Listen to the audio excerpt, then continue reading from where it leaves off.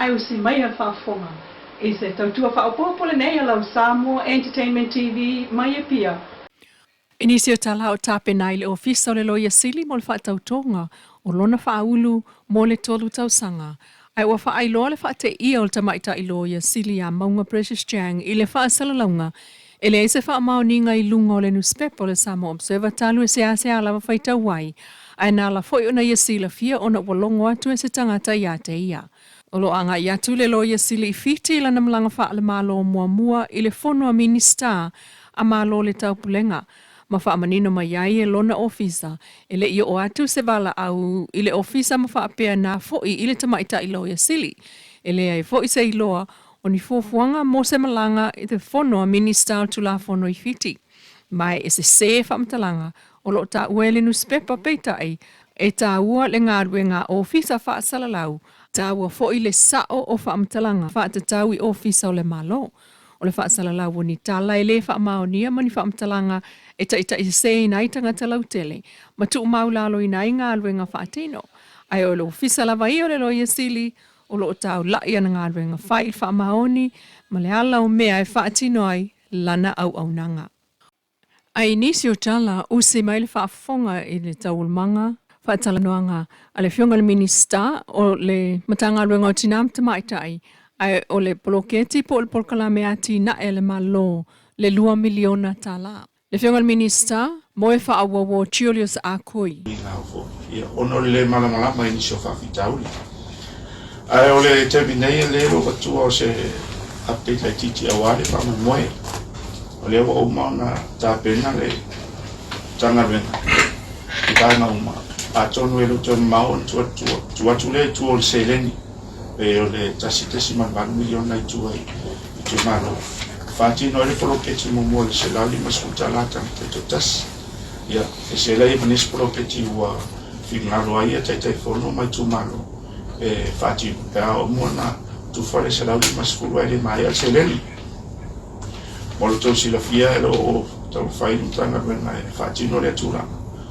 I tua mai, e le o le vai aso muli o whipuari, o le masina nei. O le lua o le update, o le tamu whai le stau whaasao nisi fo i o whakataranga. A nisi fo i o mea lo e vesi ai e lumata whai lani nei vai tau. O le vaenga mua o le vaenga le se update mo whaasale anga numera lua. Ia mangele se kati. O le tai fono ne mangele, fasale le ngalua. Mo le whamautino eina, ele o iai se solitula fono o afia ilo na suafa. I tutono le matanga wenga. O le tai nei, o tala sala tua lo tawawe. O lo whapea wa ngaui e mangele pe whauna se, pe whauna le tau se len. Ai olo o mautu ia I poti o tono mtanga luenga e ese foi I le mtanga luenga o tupe. E leo whanga I na se leni. Se ia wha mtanga ngaro tawawe. Pau o lea, o le afianga o mangele laro tula fono. O le timing sa ia whauna I na se leni I poloketi. O le timing lea o lea sa whaati noi le parota. Aro ngalue pea ia le poloketi. I tua I fono whawai. Mo le tosi la fia le ele I ese taiala whapea le poloketi le fata usanga o tuna au mato mai tawina o le afianga o le suafa o mangele le fatino per poloketi au o faia fina parota o faia fo ia taiala le timing nei le o mafau fau e fai taiala e o le time vala au e sui il parota ona ave ese mai le o sui tai fono mai fina parota po tai fono ai o mai stand down e la fo pesi fa uma na venga fo fa mai ona tapuni ai le ona morto si la fia ele paia ina o tona isu me fitu ele ia se taiala e tapunia ele poloketi a fatino fenga parota sa tala uma ia fenga re poloketi ele taufia a tonu la o si tamai vala lai titilia o le vevesi ai nei le tato fenga maro fa pe mai o fanga se mangele ia se lenia a mole silafia e se ia famtalanga ma o te talo tuai mo e o lo mfalele famtanga e tatu fai te fo I upu I o lo lafo ma mfai on te fasanga mai ati oi ona le o e famu mo na tanga venga le tulanga ya tatu whaasolo mai ia salenga tasi. O le si foi le vaenga o le whaalongo mamaua ua au maitala whanga se inga se leni. O le tausi la fia le taimi nea lo whataitai pe whamsinona a salenga tasi. Tamare o whipulea. Ona le taimi sa whaatino le bloketi. Ia sa umana sa ingi kon talate masetasi na te whausi a ina le whale o bloketi. Ma ave ai le lusa la wafe e whaatino langa bloketi. An meu tupu. Ia o sola le tamale i tutuila na foai. O le taimi nei, ia o lo whaatari le whamasinonga foi. A le whono whaavai le whaasale angatas. Ia ma le tamale po le kamuta le au ia sola. Ma ave le sele ni le. O le matanga venga o i po le tatai whono foi po le whono whaavai. Ia o le fo manino. O le whaapeo whaangae fi pule a sele. O le manino lava i lalo li pote o tanga venga mo i ofiso tupi. E le o whanainga i sele ni pe whaangase inga sele ni e leta mao fi pule a. Tatu whaasolo mai ia ana lofi sasi. Tamai a fisolai. E le fo le whamanino le tūlanga o na lea ngina. Whapeo whanase ina seleni. Mo le sila fia le mamano le tatu atunu. E li whangaina foi seleni. Se se e le nei taitai fono. Ma le fono whawai. Mo le sila fia. Sa iai se mua matupe. O sa iai se tau matupe i utas. Ale whaitu marol nei. Ia, ai watu ai le procesa tuitu o se eleni ale fono whawai. Na mafu ai na whaonga mai le lima sfurua whelea. E mai e kawa i expense ale fono whawai mo le taimi. Se i whaatali le finance o release atu ele office o tupe. Ia, anu nei fo ua whailo ma whailoa. O whaonga se le tamane se eleni. Alo i eise whamau maunga. O whaona e whaonga se se eleni e lea fo i teitai fono. O mea i e fia whamanino. A fia whailoa e le mamano le tatu atunu. Ona o le fo e whaseina e le lau tele ma le tau tele e u whawhonga mai. O lo tausi la fia. Ua o tamu whaila vai whaile tūnanga. O lo taitonu e le manino le whailoa manino. E le matanga venga. I le paia inga sfufitu.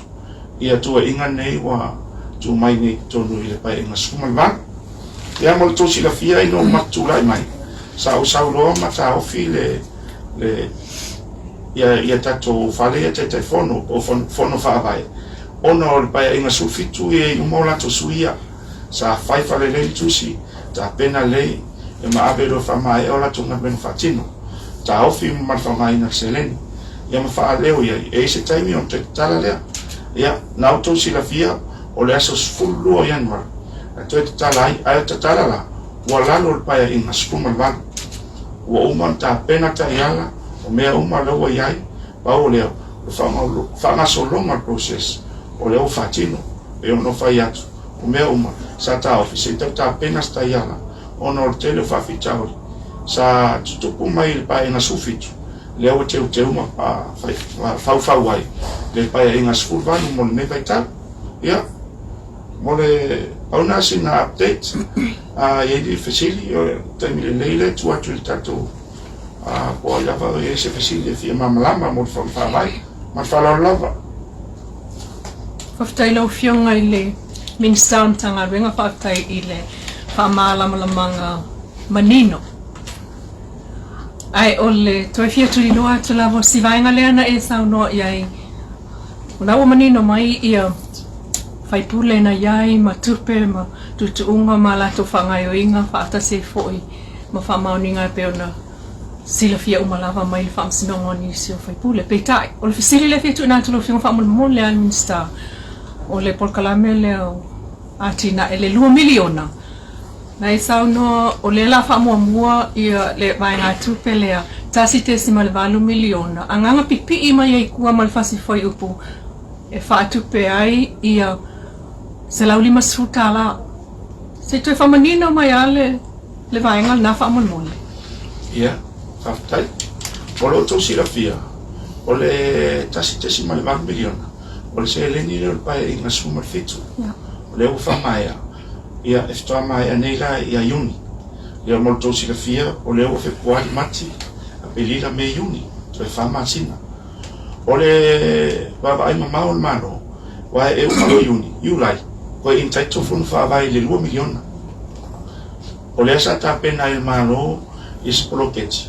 ia vave ona whaona selen i le whamasina lea lea la sa talo ai ma whailo atu le whainga mano le proketi le back to school e se lau 5 i tangata uma o lo au mau ni tatu atunu ia o se whaamala avenga morea e o le whanau mo tāpena i o tato whanau i le nei whai amatama i tausanga e o whapea e whauawai just a one-off project ona o le pupu o le taima o le asau titilo le malo mo se vaena e whaonga e se lengia ai le fiti mai le 2 miliona i paia inga sfulwaru o lo e matapena tuai Tolu su 2 miliona lua selau 5 fel tupelea na whamanina mai ia le taitai o le malo e whaonga mo le selau 5 tala le al tangata.